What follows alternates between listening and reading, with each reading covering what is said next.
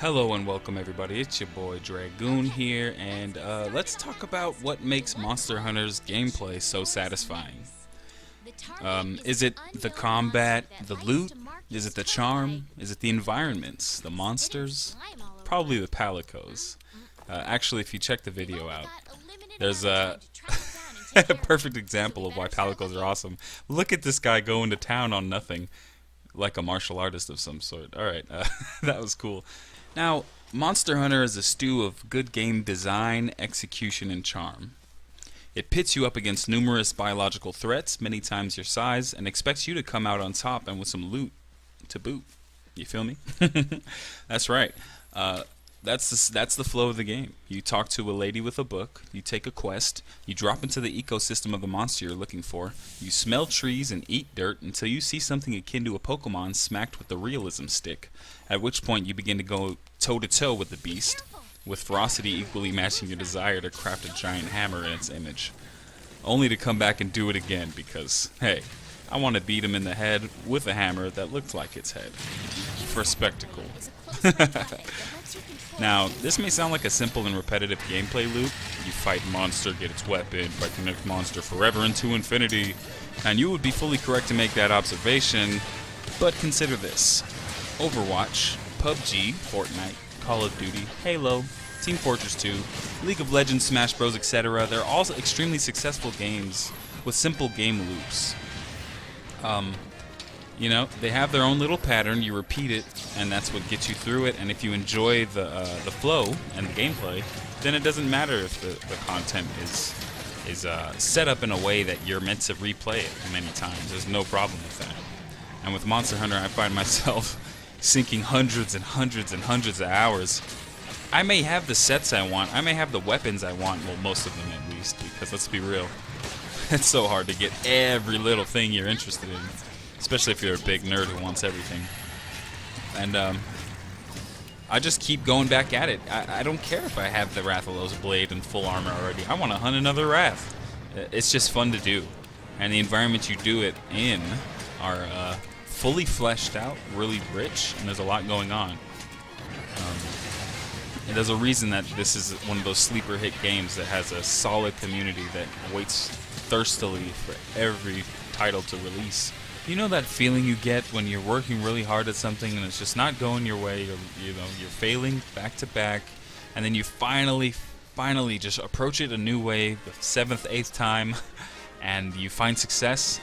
That's Monster Hunter in a nutshell. You hunt the monster, you don't immediately get what you want, you don't kill a Rathalos and then boom, he drops a sword, I pick it up and I move on. No, you kill a Rathalos and you get 2 scales, a tail if you're lucky and you get the tail cut, and a couple claws or something. You don't just get the item you need. And this is what gives you the incentive to continue hunting. You want to hunt them 4, 5, 6 times. You want to get all the materials you need and make the items you want. And this would be a problem if it wasn't so damn fun and satisfying to take down these monsters. Doing something in Monster Hunter means something every time. All right, every action that you commit to has a reward, has a punishment, and yeah, everything's satisfying. I mean, you take 3, 4 hits from that monster, you're done. That monster takes 3 or 4 hits from you, and you haven't even started. You haven't even scratched the surface yet, and that's what makes it feel so satisfying to take down these big creatures. You're wailing on it, chasing it around the jungle for 10 minutes, following it from low valley to high mountain, and when you finally take it down, you get your carves. It feels great. And you know what? It just really, you might be like, oh, I learned something. Whenever he does this movement, he's gonna do a poison ground slam, so I know to dodge out the way. These little things that'll improve your hunt every time. It'll really grow on you. These monsters grow on you. This game grows on you. It's overflowing with charm.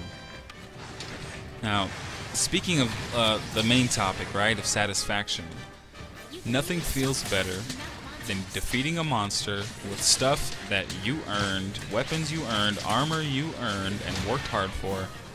You cannot get that experience from any other game.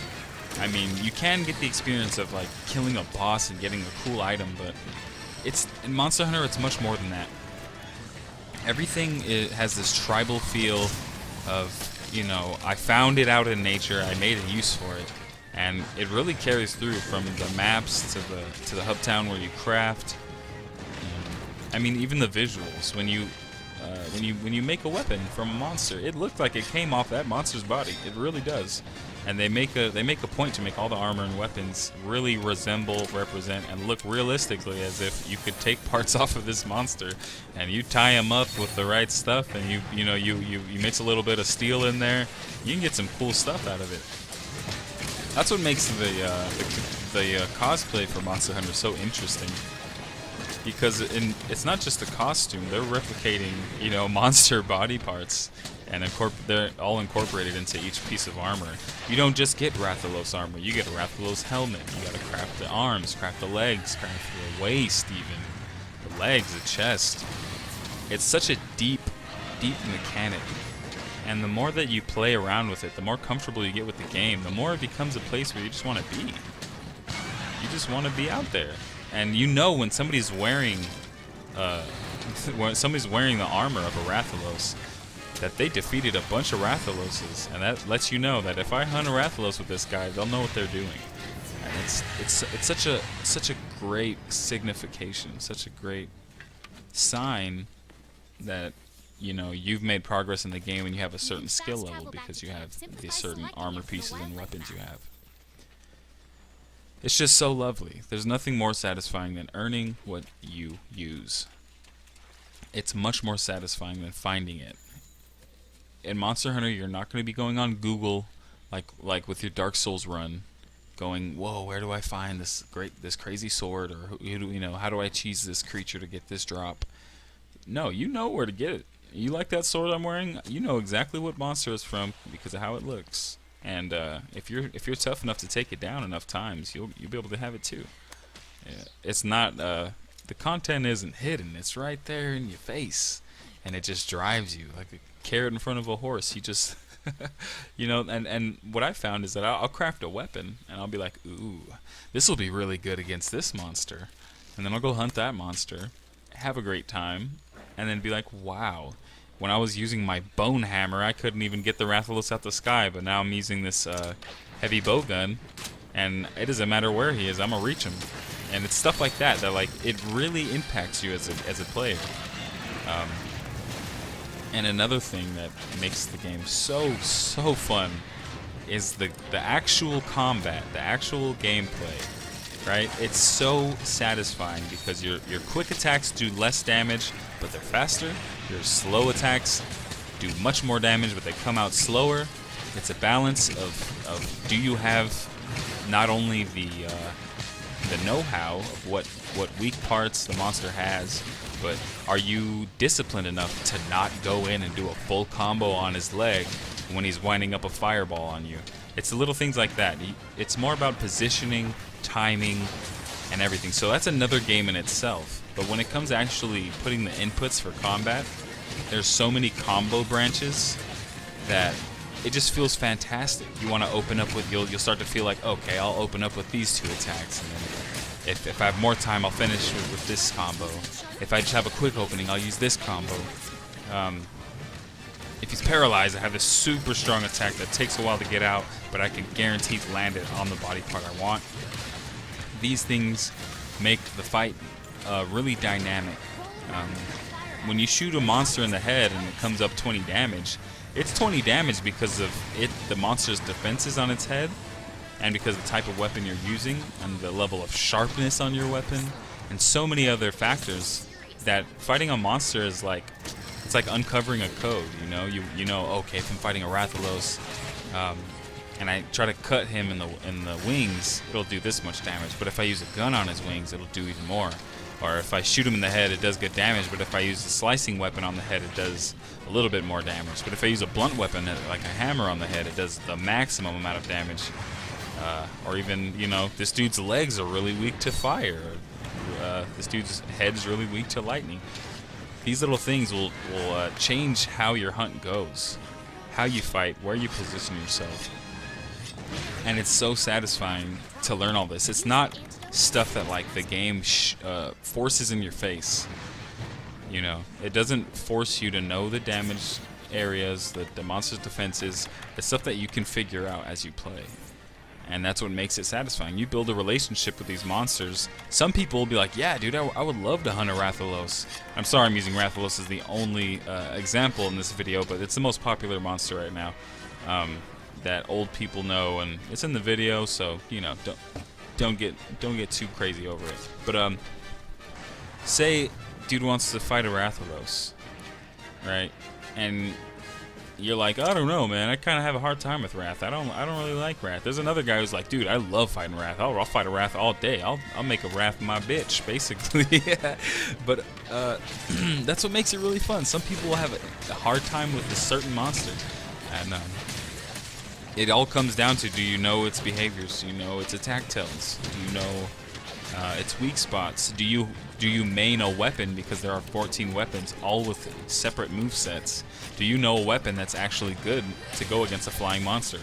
You know, you might want a bow gunner. You might, you know, to guarantee those status effects, guarantee those aerial paralyze shots, whatever you need to immobilize a monster to make sure your hunt goes smoothly. Like I learned the hard way. I used some dual blades one time to hunt this guy, and it was a pain. You know, if I didn't have my flash bomb to get him out the air, or wouldn't have a trap or anything, when you run out of traps or they become too immune, I couldn't keep him on the ground, and it became very difficult for me to continually do damage to the Rathalos. So it's things like that. Ooh, that was sexy. You guys saw that. I got hit by my hammer user, and I use that as an opportunity to get some extra damage in with an aerial attack. Now, whether it be the weapon you use, the monster you're fighting, where you're fighting the monster, how many teammates you have, what items you brought, what items you know how to craft, these things will all change your experience. And there's so many variables that you can hunt the same monster 20 times and have a different experience each time. And I'm not talking about like a slightly different. I mean, like, you might have one where the dude just wants to fireball all match, and you're just getting hit by fireballs, not because you don't know he fireballs, but because you're just not used to the man shooting fireballs every 10 seconds. You know, sometimes the monster does not feel like, you know, doesn't feel like using projectiles. Sometimes it wants to just tackle you 30 times. Sometimes it wants to, you know, get in your face. Sometimes it wants to annoy you with roars and wind pressure. You know, cause your hunter to slow down. And other times you might be confused, wondering what, this guy doesn't even seem that interested in me. There's so much going on, and the monsters have so much character, so much to each of them that makes them unique and fun. And you kind of like, it becomes like a little extra world for you to play in, pun intended, Monster Hunter World, right?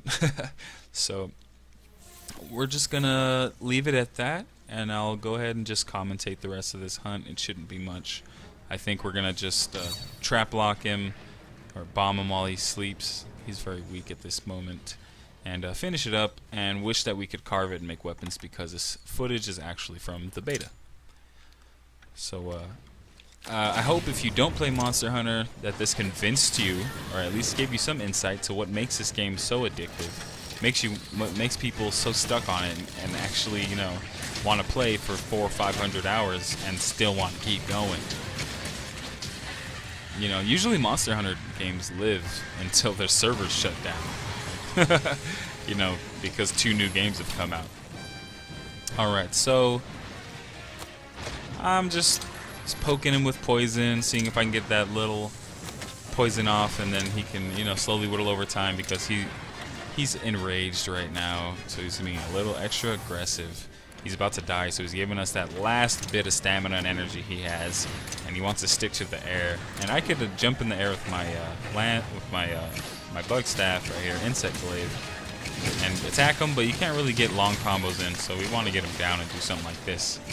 Just go ahead and eat at that. Now right now I know he's going down, so I'm not going crazy for his weak points. As you can see, I was hitting him in like the pit of his wing and his neck, only hitting 8s and 6s. I could be doing much more damage at the head, but when you have a greatsword user and a hammer user, you want to go ahead and just take the L, let him have the head, because they could do really solid damage, some KO, and I do combo damage with this weapon, so I don't really have to just spam a weak point. I could just go ahead and combo up anywhere else and get a good 60-second damage off before the monster gets back up.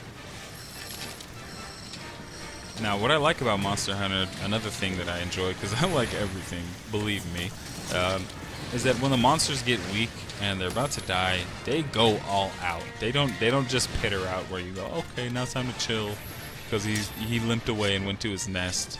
No, you gotta go hard. He's not gonna, like, you know what I'm saying? He's gonna fight like he's about to die. Like, if you were, you know, you're backed into a corner and you got something to live for and 3 people are ganging up on you, you're gonna give it your all. And I like that they incorporate that. Because they could just slow him down and make him weaker over time, which would be practical as well. Look at that. Alright, now we're gonna go jump, try to chase an Anjanath and be unsuccessful because we took 15 minutes and 40 seconds to take out this Wrath. But you don't need to see the rest of that. I have more footage for you guys. I'll do more coverage on specific monsters and other areas of the game that I think are unique, interesting, and that perhaps Monster Hunter does better than games that you play and you enjoy. You might find this is actually better than your favorite game. But we're not here to make Monster Hunter converts 100%, just 99.99999. So if you like this video, subscribe, like, comment, tell me something, inform me about your life. Do you love Monster Hunter? Do you hate Monster Hunter? Do you just not know much about it? Is it confusing? Anything I can help you with? Go ahead and comment.